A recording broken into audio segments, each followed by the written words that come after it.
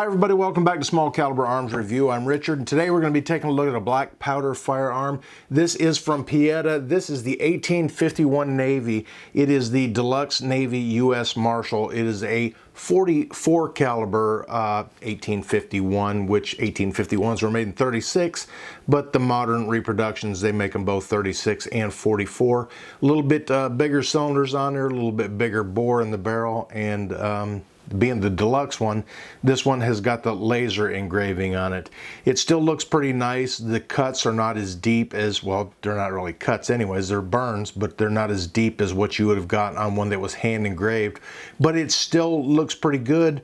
And if you had one that was hand engraved, it would cost you a fortune, where the laser engraving is not going to cost you quite as much. Both on the brass and the steel on here. I'm not sure if this is nickel plated. I don't think it is. I think it is just bare steel, what they call old silver. But it's a black powder firearm. Now 44 caliber is a little bit bigger than what they're supposed to be, but it's a pretty cool looking gun and shorter barrel than what was on most of your typical 1851 Navies. Now, I also had a viewer send me some bullets that he cast. These are from Airs Gone molds, and they are pretty nice looking bullets, nice and shiny and everything. And he sent me, I think, about 30 of these 44s, and we're going to go ahead and use the Guns of the West paper cartridge kit, and we're going to get some of these loaded up for the 1851 Marshall's Deluxe, you know, the one I just said, and get it out in range and give it a few shots. Now, these bullets do have a lube groove on them, so we're going to try to get a little bit of lube in there after I make the cartridges up. One of the things that was sent in Dustin's kit, I do have the bigger tin of lube. He also sends this little chapstick looking one right here. And I've found that sometimes it's easier just to take that and go all the way around the bullet and work some into that groove there without, you can pan dip them, you can do a lot of different things there, but this will be my first conical bullets. All I've loaded was round balls before, but I'm going to get started on this and get some put together and put them in the little paper cartridge boxes. These you can also get on Guns of the West website.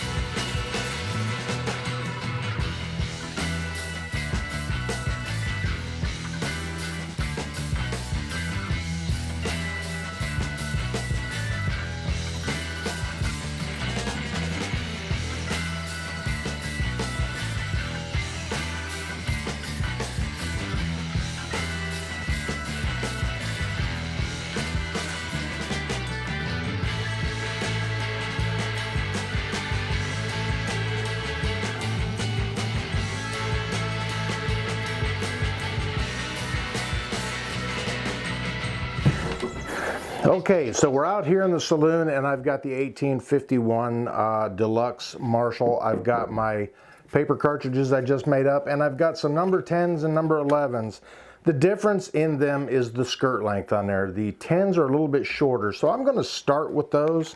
And I have not shot this gun. It is brand new. I did clean it up, but one of the first things you want to do when you get one of these is, if you can get the caps out of there, is you want to put caps on the nipples and go ahead and fire them, because it'll clear out that oil hole, or the flash hole anyways, and if there's any oil in there, it'll clear that out. Now, I do have a little capper here. I'm going to try, and we'll see how it does. So I'm going to load up some caps in there and see if this will fit in there properly. It's kind of a pain loading these caps in this little capping tool too. Anyways, we're going to pop one of these caps up in there a little bit.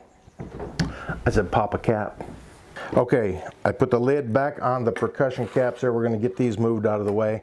Now, you should be able to take, and you can push that cap right up in there, and it should hold in there, at least tight enough for you to be able to get the cap on there. Pull the hammer back to half cock. That frees up your cylinder. And since we're going to go ahead and just do some Maybe we are, maybe we are not going to do anything with these.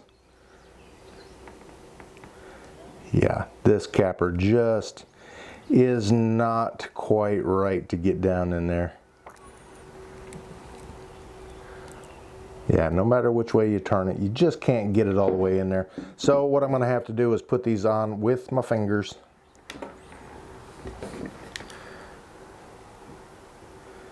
Which are still pretty tough to do because I got big fat fingers and these are little tiny caps. Push that cap on there some more.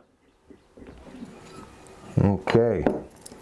And I'm going to go ahead and see if I can loosen these caps.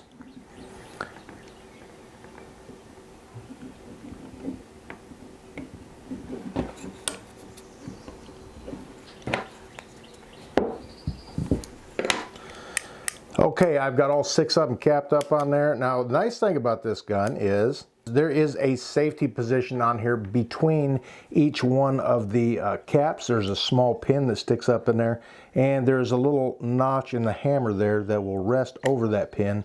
So you can carry this with 6 chambers loaded on it. Now, these are just the caps in here right now. There is no charge, no cartridge or anything. Gonna put the earplugs in because they're kind of loud too. And I just want to fire these just to clear out the flash hole in the nipple and make sure there's no oil or anything in there, so I get a more reliable discharge when I do put the paper cartridges in there. Okay, here we go. Just the caps.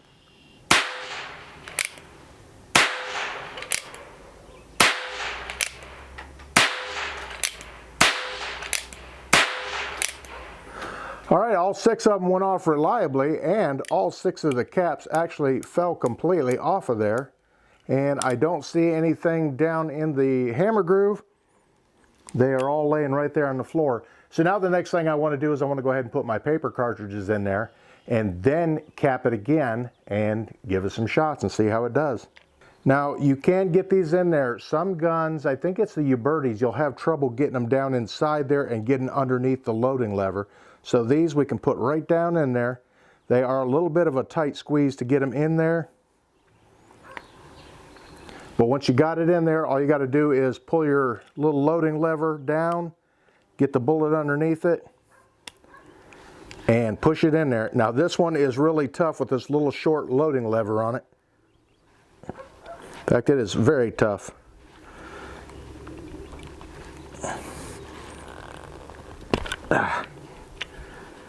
Yeah, that is a very tough one to get in there. Whew. And it did shave off the little lead ring right there, so it's a good tight fit in there. And that round just, I might have to push it in just a little bit more because it can't stick up past the end of the cylinder. There we go. And let's repeat 5 more times. All right, I did make the stand for an 1851 and for several other firearms, but not one with that short of a barrel. All right, we got it at half cock, so I can get the round worked down in there, the little paper cartridge. And then we'll pull it underneath there. And like I said, this little tiny short loading lever on here is a little tricky.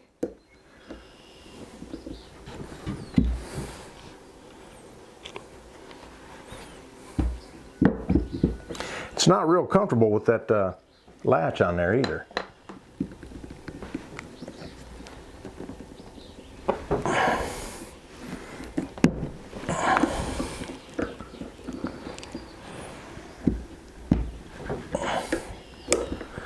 There we go, and another little lead ring.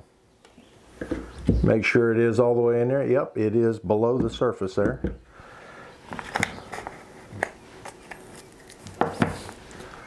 Couple more.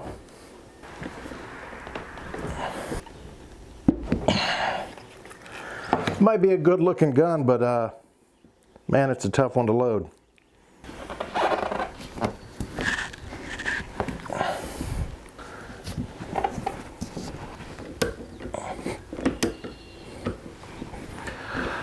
Alright, I tell you what, a glove may be in order for this one. With that little tiny short loading lever on there, you really just don't have the leverage you need for those conicals.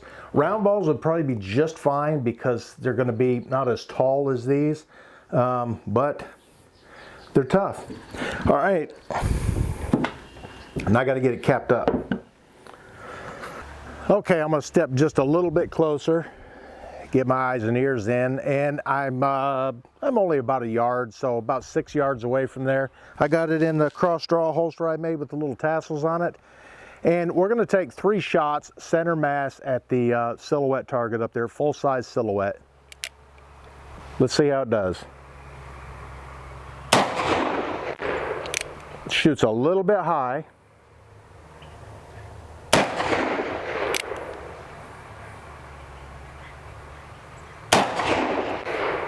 All right, there's 3 shots with the conical bullets, center mass there. I think I'm going to take 3 shots at the steel target up there. It's shooting probably about 6 inches high at 7 yards, so maybe a little bit higher. I'm going to go ahead and holster it. It's on the cylinder I just fired, or the chamber I just fired, and move the camera. Okay, so if this was 6 yards, that's going to be about 14 yards there. And here we go. Let's try it. Oh, very high right there.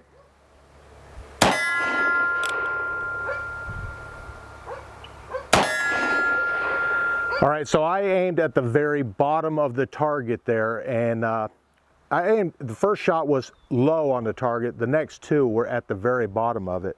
So it actually shoots pretty good. The caps are kind of damaged a little bit there. There's one right there. But most of them seem to have fallen off completely.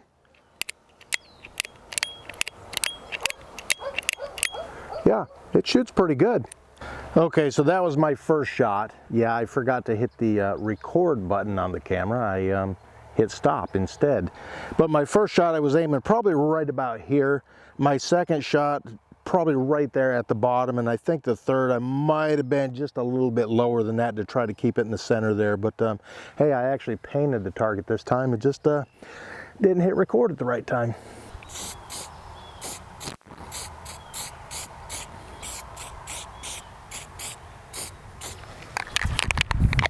Good enough. Okay, I'm sure I got it right this time. Let's go ahead and try it.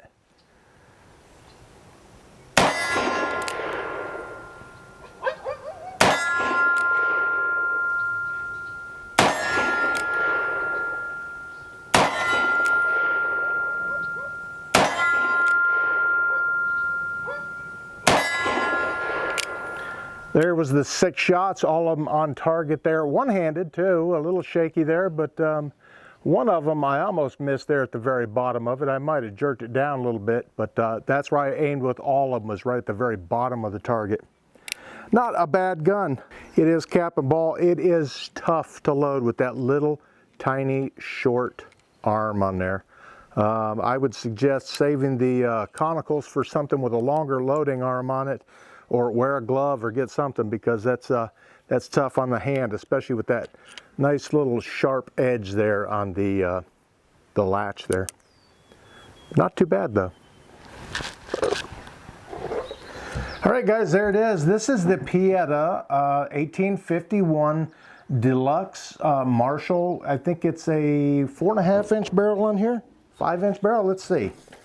It is a 5-inch barrel on this thing. So the 5-inch barrel is going to have that little short loading arm on it. It sure is a pretty gun, that's for sure. Now I got to go in there and get this thing cleaned up, because one of the things you don't want to do with black powder is you don't want to just put it away and forget about it, because that will damage them. But a good looking gun, and it shoots pretty good. Brass bead front sight on there, almost a little point.